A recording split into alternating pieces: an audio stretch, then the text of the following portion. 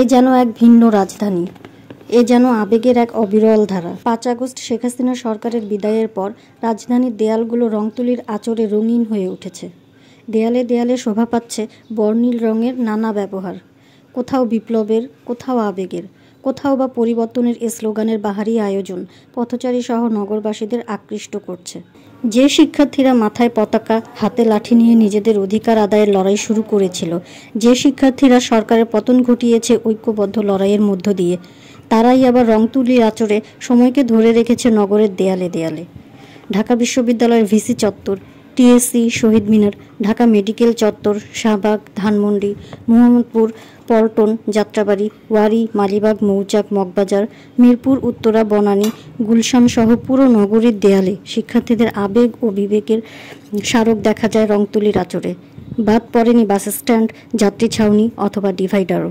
সরকার পতনের পর ব্যতিক্রমী এই আয়োজন শুরু করেছিল ঢাকা বিশ্ববিদ্যালয়ের চারুকলা বিভাগের শিক্ষার্থীরা।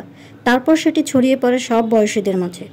প্রতিষ্ঠান নির্বিশেষে সব বয়সের শিক্ষার্থীরাও এর সঙ্গে যুক্ত হয়ে যেন ইতিহাসের সাক্ষী হয়ে থাকতে চাইছে। কোথাও গণ অভ্যুত্থানের নানা উক্তি স্লোগান, কোথাও ২৪-এর শহীদদের ছবি, কোথাও বা মনকাড়া বাণী লিখে যেন শিক্ষার্থীরা এক নতুন ইতিহাসের স্মারক হয়ে রইল।